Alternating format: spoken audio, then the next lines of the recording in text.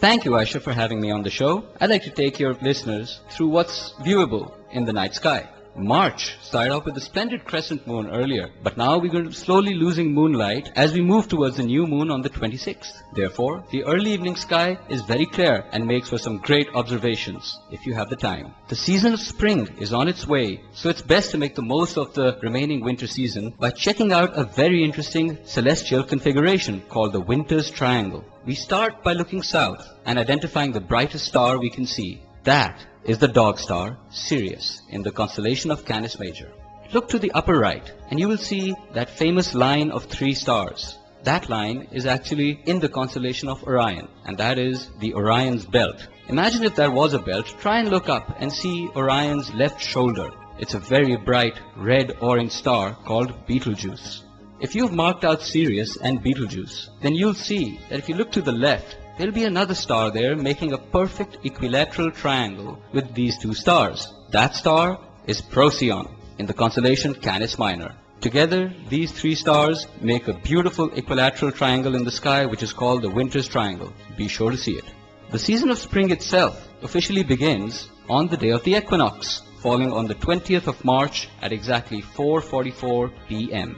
On this day, there will be no tilt of the earth relative to the sun, and we will have equal hours of day and night. So do enjoy it. Moving over to the planets. Saturn has been putting on a great show for the urban astronomer, and it can be easily identified as a bright golden point of light in the southern sky. Currently, the planet tilts at about 2 degrees relative to the Earth. Therefore, if you have a small telescope, you'll only be able to pick out a line bisecting the planet. That line are the rings of the planet, but because it's so edge-on, we can't really see them. However, you cannot fail to spot the planet Venus these days. She's been lighting up the western sky after sunset, but is getting noticeably lower and lower. See the planet Venus completely disappear after the 20th, and it will rise again as a morning star in the east towards the end of the month.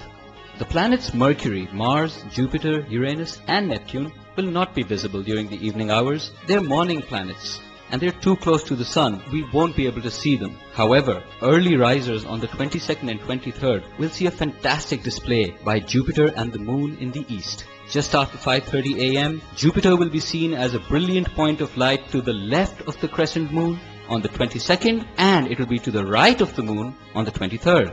However, there's plenty of time to observe Jupiter later in the year.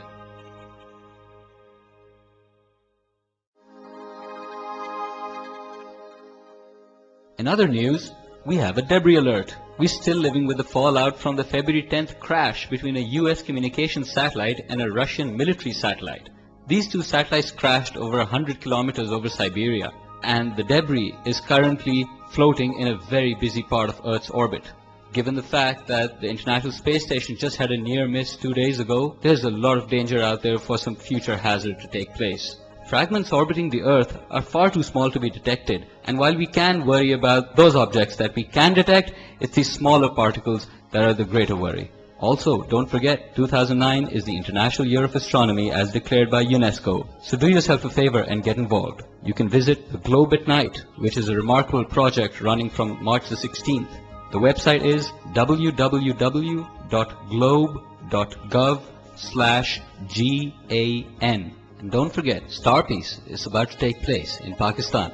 The idea is to connect people to the universality of the heavens and to show how there are no borders separating anyone. Amateur astronomers from India and Pakistan will meet each other on the Wagha border and will observe the skies together. Stay tuned to CityFM89 for more news. This is Galileo wishing you peace on earth and clear skies above.